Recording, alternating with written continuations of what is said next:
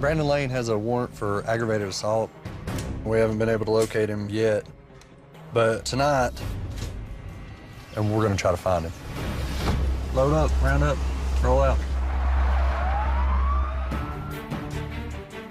We think Brandon might be hiding in a relative's basement. We've smoked him out of all the other places he has to go. This is the only place that he has left to hide. We want to make sure to keep everything covert. The closer we can get to actually surrounding and cordon off the area without the suspect even knowing we're there, and then hopefully catch him by surprise. Sheriff's office, put your hands up.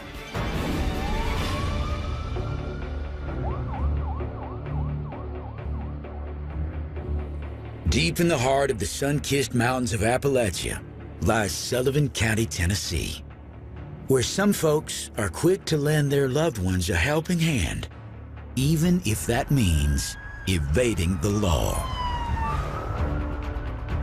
Today, Deputy Brandon Poff is headed to assist Amber Lane, a woman who alleges her dog has been stolen. It's a female. She's wanting her dog back, or I guess it's an ex-boyfriend that has it. But this is far more than a missing dog story. We'll find out a little bit more when we actually get to meet with the female up here.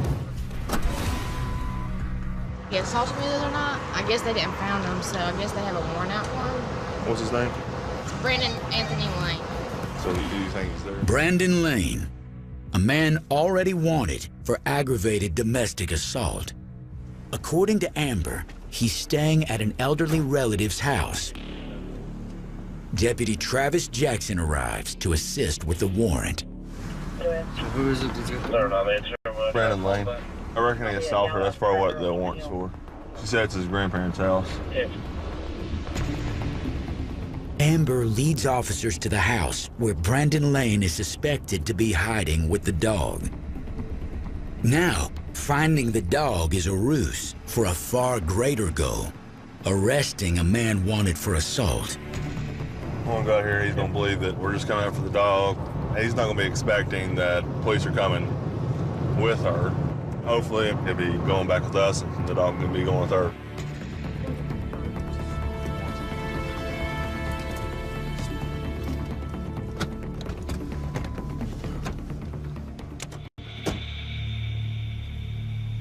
Jackson watches the outside of the house in case Brandon tries to escape.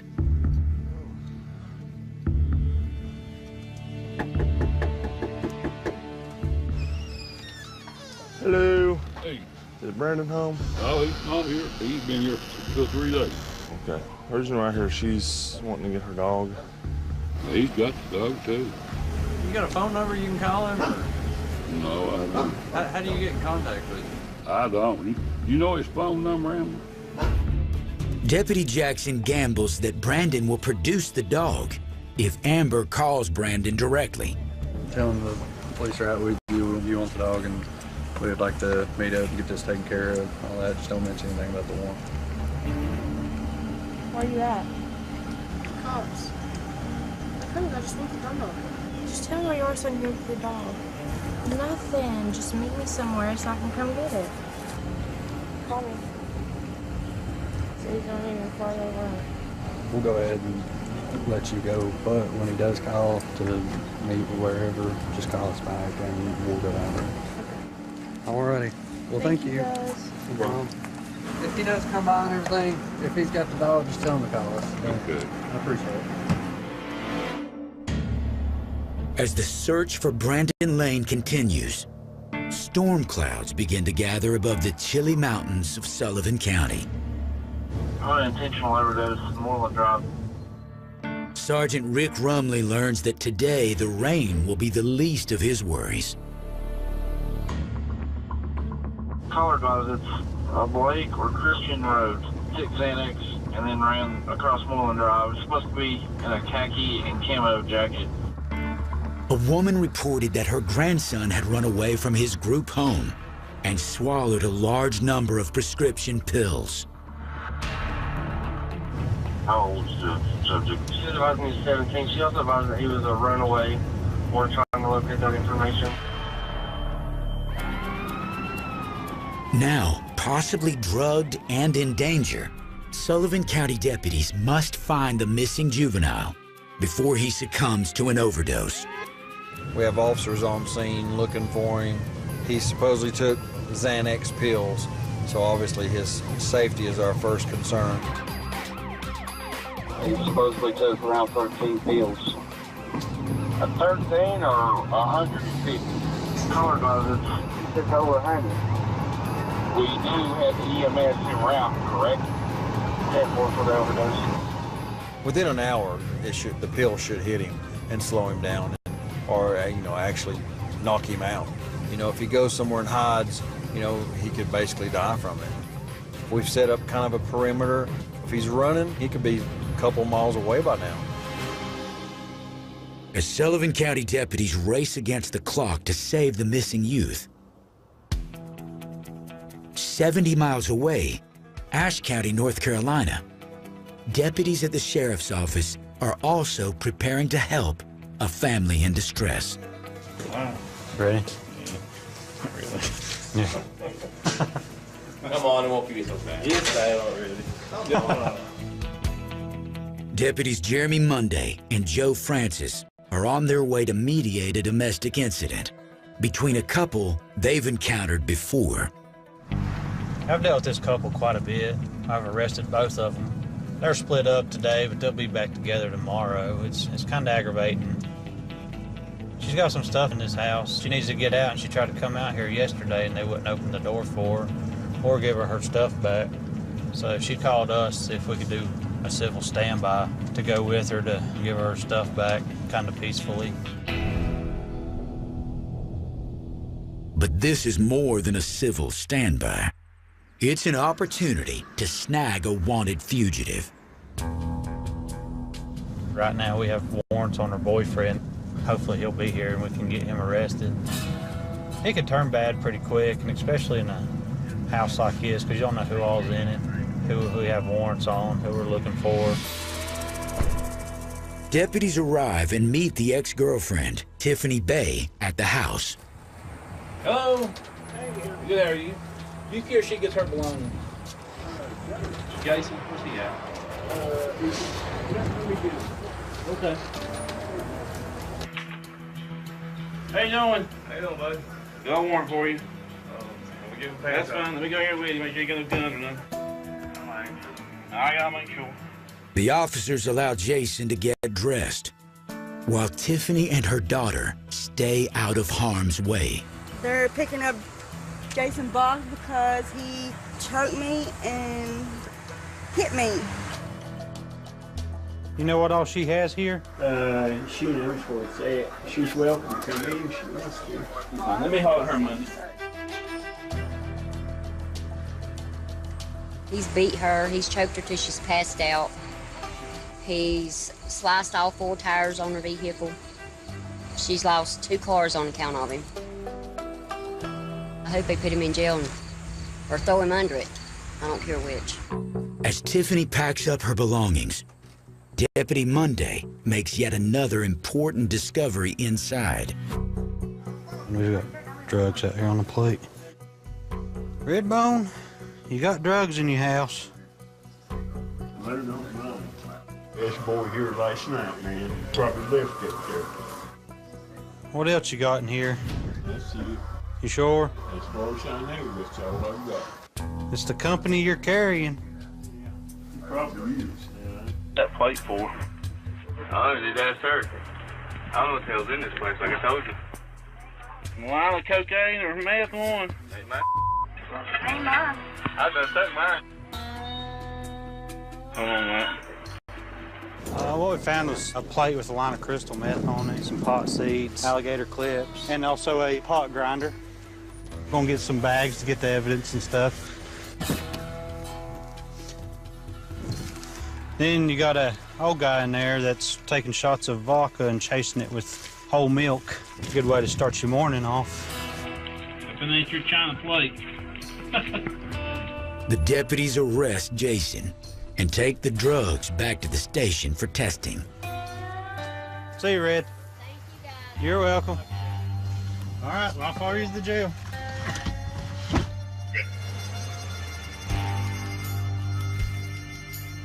Where we're going now is back off to the jail and then getting this guy processed and test the evidence, see what it is. Turn blue means positive. That's positive in the hip.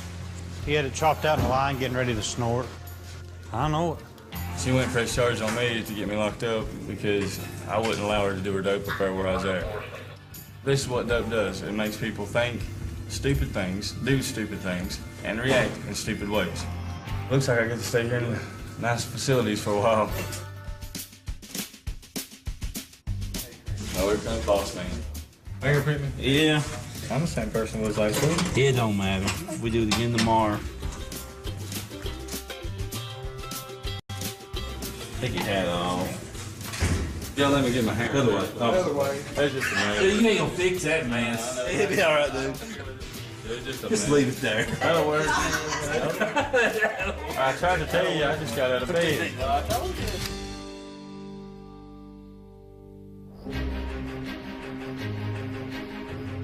Back across the murky mountains in Sullivan County, deputies continue their race against the clock for a missing juvenile, feared to have overdosed on Xanax. We've got a canine unit. We're going to do a canine track. They could have run into the scrap metal yard. That'd be good. That'd be a good starting place for you there, canine. Deputy Roger Antone and his dog, Nico, have been called in to help with the hunt. Me and my canine partner, Nico, we train over 16 hours a month. The dog is a great tool to have. I'm just blessed to have a partner like him. The main thing we use these dogs for is their scent. They can smell through anything. Canine picks up on human odor. He tracks off fear odor. And the more odor that you pump off and the freshest odor that we have is the one he's going to pick up on. Down. Track. We try to pinpoint a location where he was last seen, and at that point we get a fair chance for the dog to get a great sniff in there, and that's when we begin to track. The more fear odor that the guy pumps off, the dog really alerts on that with his nose.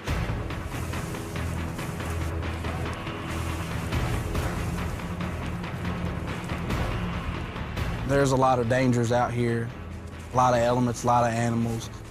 Especially we're so close to the water here, the creek here. Something could have happened. He could have drowned. He could have harmed himself. Dispatch is asking to confirm the cell phone number. If you'll get that for me, and also what carrier the cell phone's through. He supposedly has a cell phone on him. We'll call the phone company and see if they can ping that phone and give us a location. We'll also see if their helicopter's available if we don't have any luck here in a little bit. We'll exhaust every avenue we can. Because the worst case scenario is you might find him dead laying somewhere.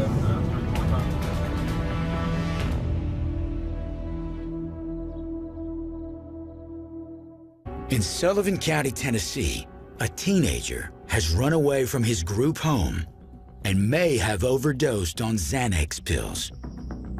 A team of officers, including Sergeant Rick Rumley, scours the county for any clue of the boy's whereabouts. Turn at 5661 Highway 11E. We have officers on scene looking for him. Meanwhile, Deputy Roger Antone and his canine partner Nico comb the area on foot. The possibility of a drug overdose leaves them with no time to spare. I just received the first information from they advise that he's at the dead end of Island Drive. High confidence. It's a big break. Using information from the phone ping, Sergeant Rumley tightens the perimeter. Phone was last pinged in this area, so I mean he could be anywhere. Kind of like finding a needle in a haystack, especially if he's in a wooded area. By now, if he really did take those pills, he's probably starting to feel those pills. Several officers involved in this manhunt, and a K-9 tidying up the perimeter. One of our officers being up on a high ridge saw him cross the river down here. He went south on down the river.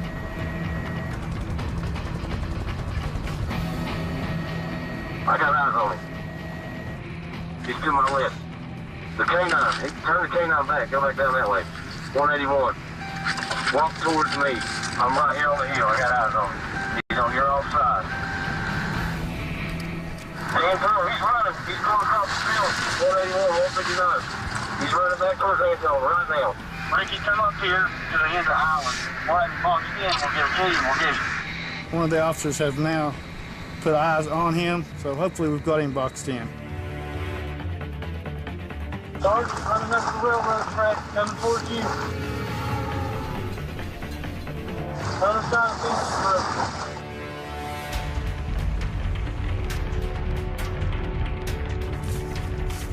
the Sheriff's office, you need to let us know if you're here. You're not in trouble, come here. Kid could come out with a gun, knife, any type of weapon that could harm us or the dogs. Sheriff's Department, come over here and talk to me. If the suspect fails the verbal commands at that time, we do release the dog, and the dog is trained to bite the arm at that point.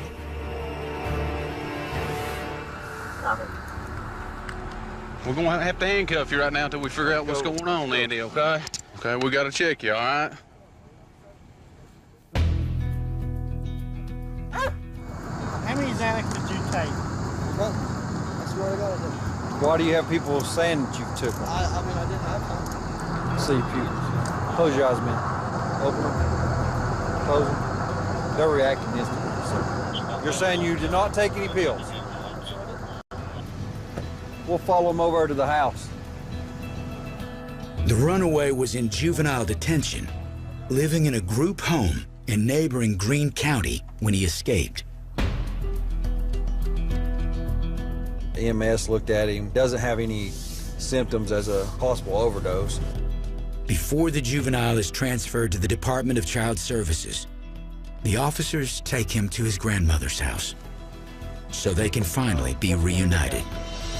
He's run away from Greene County. Tell me, you don't know how much I've prayed about this. He scares me. He needs help. When I spoke to the juvenile, the main reason for him taking the prescription medication was he's having problems with family. He was having problems with his girlfriend at the time.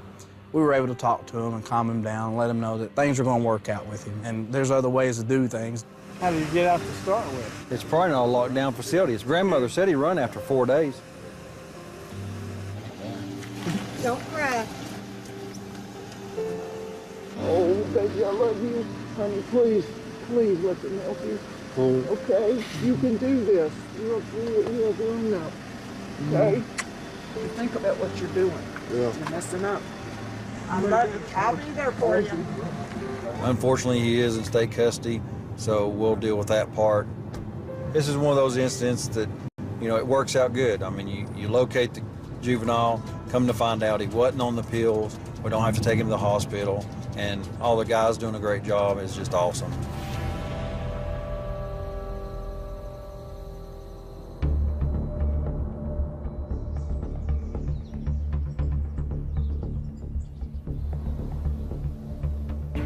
Back out on patrol, Sullivan County deputies Poff and Jackson continued their search for Brandon Lane. The missing fugitive is accused of assaulting his estranged wife, Amber, and stealing her dog. What started as a domestic disturbance has now grown into a full-blown manhunt. The deputies have just received a tip as to Brandon's whereabouts. Officer Jackson just now got off the phone with Amber Lane. She called back and said he's coming to meet her on 11W. The deputies have set a trap for the fugitive. When Brandon Lane goes to meet his wife, the deputies will be there, waiting to arrest him. Guy kind of play it smart, because if he sees us, you know, sitting anywhere near, he's gonna know that we're there for him. The last time we planned like this, the subject ran. The deputies hide themselves across the street from the meeting place. She said he's going to be in a white Honda. She said that he's about 5 minutes out. You know what he looks like?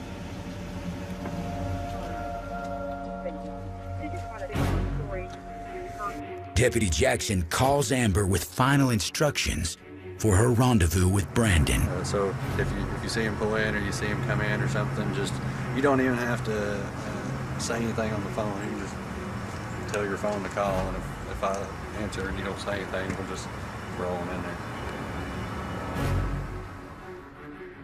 Deputy Poff believes their suspect has arrived. There's a Honda sitting across from where they were supposed to be meeting at, and that could very well be them. The trap has been set, and Brandon Lane may have walked right into it.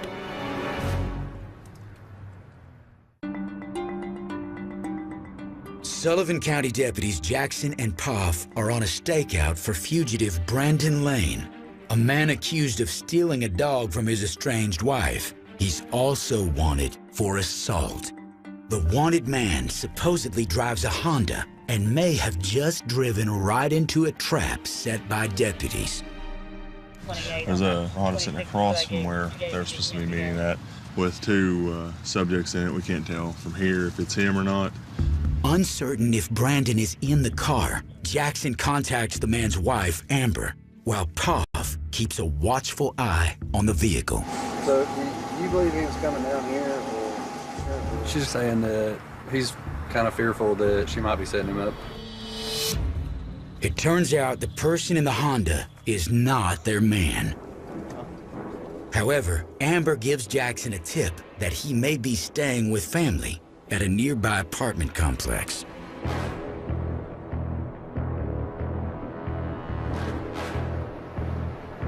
As the officers arrive at the new location, Jackson immediately recognizes Brandon's elderly relative, whom they had previously met. What you doing here? I brought some stuff over here for my granddaughter. The granddaughter lives here at the complex, where Brandon is believed to be staying. You hadn't heard from Brandon? No, sure ain't. So he don't ever come around or anything? It's probably been about a week since I've seen him. I don't know how close y'all are with him as family, but if he wants to make things right, yeah, he needs to call us. Is he under arrest? He apparently she's reporting the dog stolen. Well, see, the dog is his. If he wanted to tell me that would be fine, but he refused to do that. Deputies are secretly planning to draw Brandon out, then arrest him for assault. But they don't want to tip off the family. The family is going to do anything for him. They'll give us misinformation, hiding each other out from the law. In our area, blood runs thicker than water. They search the apartment under the pretense of settling the dog dispute, but leave empty-handed. It's pointless to continue to run. You're going to face these charges, be it now or be it later.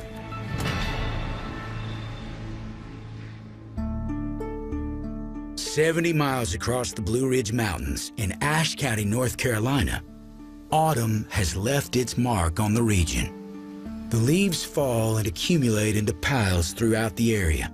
But when the wind kicks up, it doesn't take much for something beautiful to ignite into something deadly.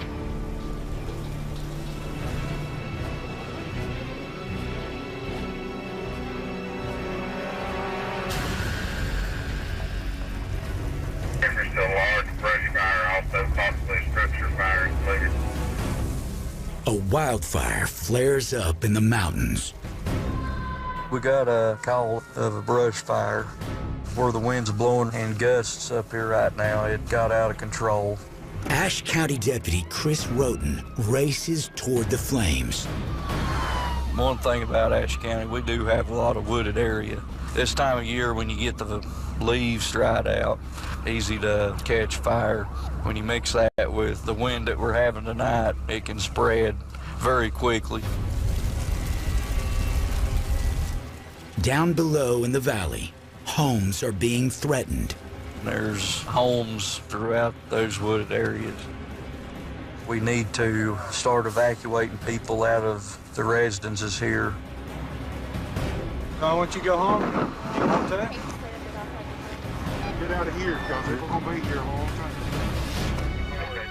Over 24 firefighters from 5 departments respond to the call.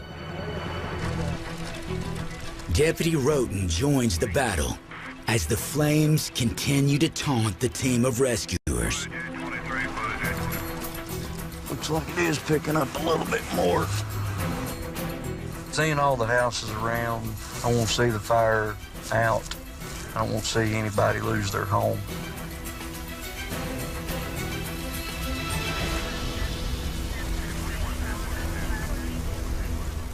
We got a brush fire where the wind's blowing in gusts up here right now. It got out of control. I'll just tell them to get up with you. Tell me what you need me to do, all right? In the mountains of Ashe County, North Carolina, Deputy Chris Roten is helping firefighters battle a raging wildfire that's threatening at least 50 homes. You need to get the fire stopped so it doesn't get that house or this house. We need to start evacuating the residences here. Breathing in that smoke, it burns your lungs. We've got these firemen, they do this stuff as volunteer. I thank God above for them. Finally, the Ashe County rescuers gain the upper hand against the flames. All the firemen done a great job and kept the structures up there from getting damaged. Is that him there? They do that for free. Thank goodness nobody was hurt during the incident. Done the best job I could do in helping the firemen, getting it under control, save property, save lives. After successfully putting out the blaze, these volunteer firefighters return home for the night until the next time.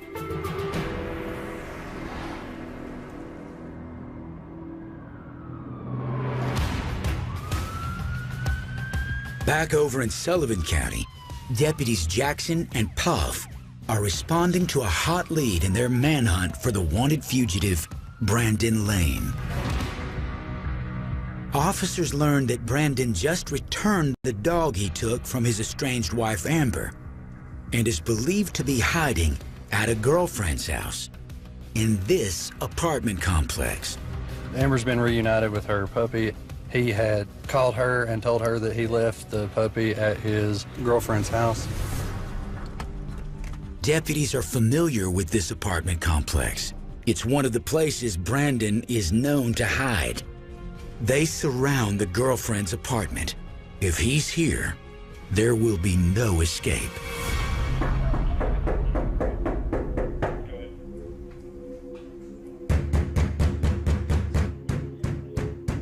Come to the door. We'll go around the building and make sure there ain't nothing else. We'll try a couple different routes. Jackson checks the windows around back and meets one of the neighbors. The last time you saw her was yesterday? Yeah. Okay. And he was here yesterday? Yeah, oh yeah. And then the police came and knocked on the door, Yep. and he wouldn't come out? Neither one of them would answer the door, and they were both there. I'm gonna try to make contact with her by phone. One of the neighbors give us her telephone number, and hopefully we can work this out. The phone is answered by none other than the man they've been hunting, Brandon Lane. Jackson poses as a friend of the neighbor. It's a friend of Ashley's. I know she knows Ashley. FYI, cops are up here at Haley's. I'm just looking out. I was told to call you and tell you. I don't know, there's a handful of them. Where you at? All right, well, that's all we need. Who's you talking to? It was him saying he's a so if we can rush over there and find a car leaving real quick. Armed with information from the fugitive himself, Jackson and his team race to the complex where they believe he's hiding. Usually when they think the police are on their heels and they're not gonna bed down in one location, they're gonna try to move, and especially after they already told us where they were. They arrive under the cloak of darkness and close in on their man. They don't have an exact address, but know the fugitive is close by. Come on in. We was looking for a Brandon Lane. It could be upstairs. They're big. Through the course of going from apartment to apartment, we're narrowing it down. Y'all know him? Sheriff's office. What'll I do? Each apartment we go to, it's one less apartment away. You know your upstairs neighbor? Their search comes up empty. Brandon Lane seems to have eluded officers once again. We didn't get him today. Hopefully we're gonna get him tomorrow. But either way, we will get him. As the manhunt continues in Sullivan County, a Across the Blue Ridge Mountains in Ashe County, deputies Jeremy Monday and Joe Francis begin a hunt of their own for a potentially dangerous suspect. Just got a call from 2 detectives that does our sex crimes. They said that they're fixing to take warrants out on a guy that's had sex with a child. He's probably going to try to run or hide or something. Me and Deputy Francis are on our way out here to this address where he possibly could be or where he's been at. We're going to go try to pick this guy up and get him arrested, get him in jail.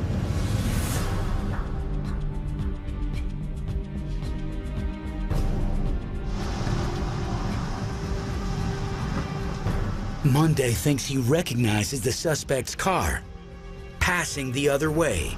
Past the vehicle that makes sense from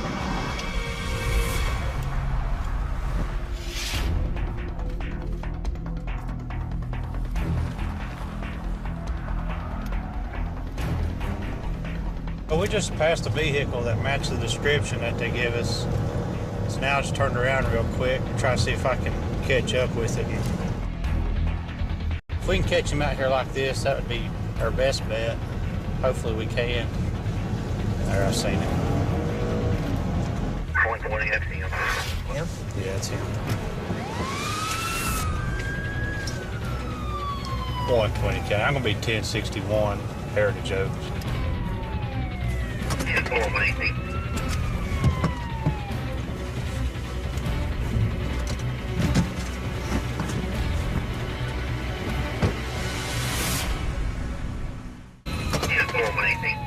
Yeah, it's him. Deputies Jeremy Monday and Joe Francis believe they have caught a suspected child rapist. Hey, you got an ID on you? Come on now.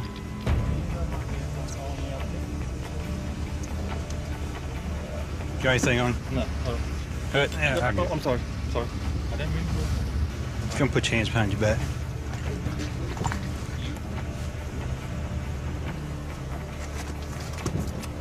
In. Catching him beside the road's best case scenario. He's out of his element, kind of be able to control him, and also too, it's a lot harder to hide when you're behind the steering wheel.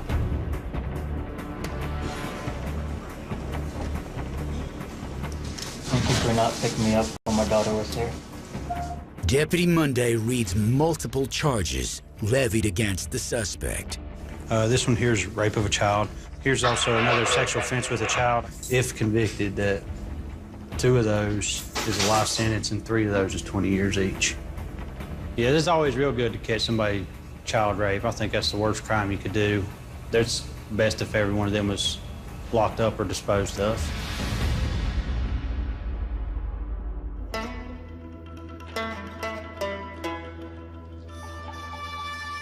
Back over in Sullivan County, the manhunt for Brandon Lane continues. Out on patrol, Deputy Richard Lingerfeld spots a fugitive of the 4-legged kind. Driving down the road, out in the country, is something that you see more times than not. 703 out here down the road on Enterprise. Loose cattle, horses. We can find out where we can turn the fence down, and we just kind of like herd her back in. She'll probably go in pretty easy. I'm sure if his fence has got juice on it or not. Hold up, because it's got juice on it. It's got juice. Herding a cow is a 2-man job. Deputy Lingerfeld searches for an opening in the fence, while his partner, Deputy Chris Thomas, prepares to corral the cow inside.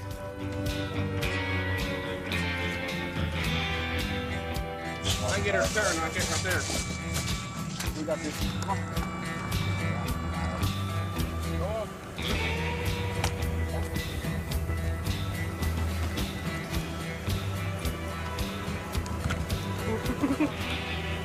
Really, Thomas? I told you you're going to have to move your car. You're going to have to move your car up there and block that off, so when he comes up here, we're going to guide it in. She's mean. She ain't mean. She come back here. She ain't mean. As I bring her up, open that gate right there in the corner.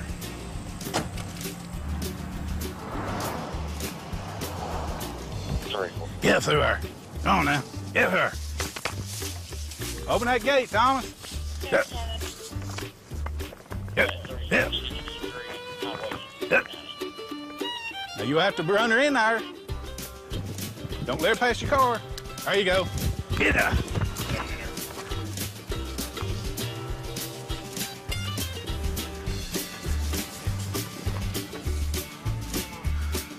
That's where she belongs, right there at the camp. While one fugitive has been apprehended, elsewhere in Sullivan County, another is still on the run. The manhunt for a suspect wanted on assault charges continues. Deputies Jackson and Puff know that Brandon Lane has been staying under the protection of friends and family. We were over in this area on graveyards looking for Brandon Lane. By showing up here, officers are sending a message that his hideouts are no longer safe. The deputy's strategy is to keep Brandon on the move, leaving him with few places to hide.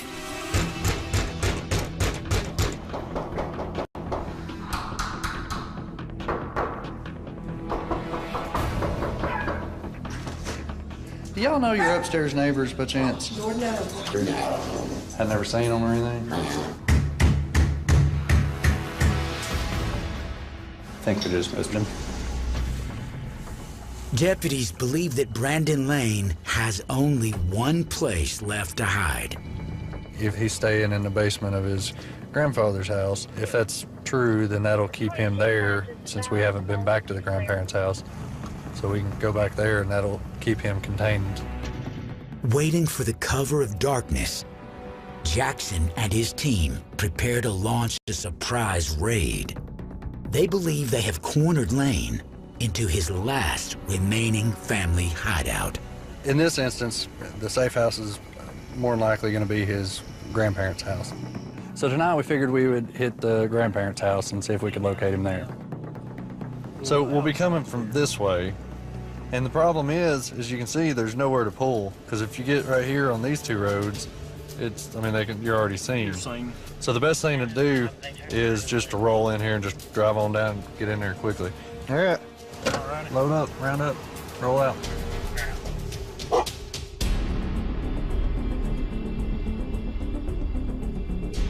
We want to make sure to keep everything covert, go in with as less lights as we can. The closer we can get to actually surrounding and cordon off the area without the suspect even knowing we're there, that's better. So that's how we're going to do it tonight.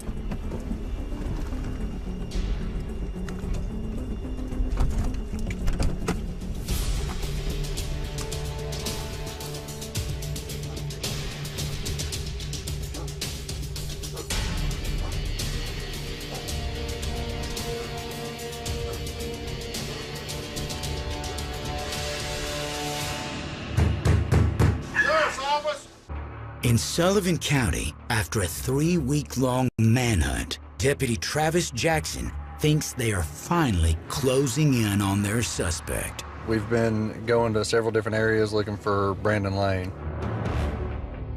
If you cut off avenues where they're staying at and they can't stay here or here, then they're going to stay somewhere else. So that's what we've been doing, is just cutting off different areas and forcing him into a location where he feels safe. Having shown up earlier at his other hideouts, deputies believe they finally have Lane trapped at his relative's house.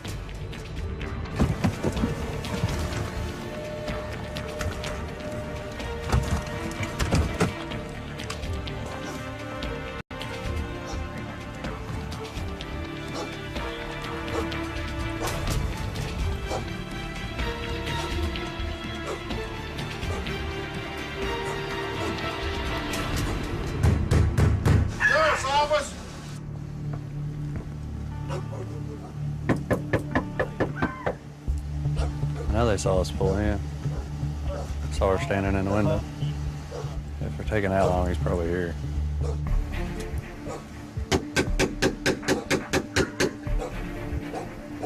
Let's see if he can make contact. I'm gonna look around.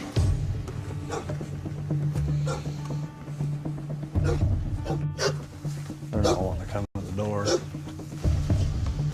but I know there's somebody inside. There's one standing at the window when we pulled in, watching us. Hey, you got a neighbor who just peeked out over here. Jackson goes to talk with the neighbors. Hello. Hey. Are y'all related to these people over here? Mom and Dad's house. Ah. The neighbor is another one of Brandon's relatives. My dad should be there. It's his car. Not answering the door. Yeah, not answering Who the you door. looking for, Brandon? Brandon, yeah. He's probably there. Our ultimate goal here is to arrest Brandon. Everybody domestic? Yeah. Y'all don't have a key or anything over here? Yeah, actually I do. You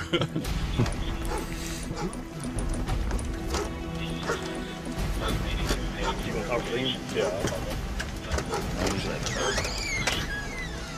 Hey, Paul's out here looking at you. Woke me up. What do you want? I want Brandon. The hell he's leaving me alone. Hey. You damn guys won't ever stop coming down here. I wish we could. As soon as we find Brandon, we will. Is he here? No. Did you talk to him and tell him what I told you to tell him? No, fine. But see, now I know you're lying to me. I know you have. I know for a fact you have. How do you know? I know. You call me a damn liar. I am. Because I know. Let's go ahead and look and make sure he's not here, and let's then, go look around, then make we sure can he ain't here. Then we can talk about the rest of it. I'm coming here behind you, Papaw. Grandfather is focused on one of the first bedrooms to your left. Whose room is that? No, this one he's just in. My wife's son. Whose room's this?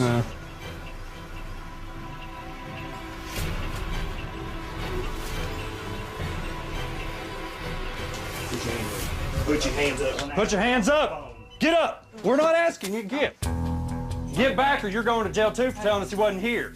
Well, you might go to jail anyway. He was asleep. He didn't know I was here. It don't care. We don't do very well with people that help people hide from us. Papa, will you come get me in one of them, bomb me out, please? He might be in there with you. Yeah. I ain't made my mind up yet. Yeah, we're going to discuss that. I'm gonna call you. Papa, no, Papa, you can get I'll give you the number. Papa, stop or they're gonna take you to jail. Stop. I didn't invite him in. They're trespassing. Taking Brandon into custody, he was trying to tell us that the grandfather had no idea that he was in there, which we know to not be true. With it being family, we understand that. We take that into consideration too. Even though we had enough to take the grandfather into custody for harboring a fugitive, we didn't feel that that was the best course of action.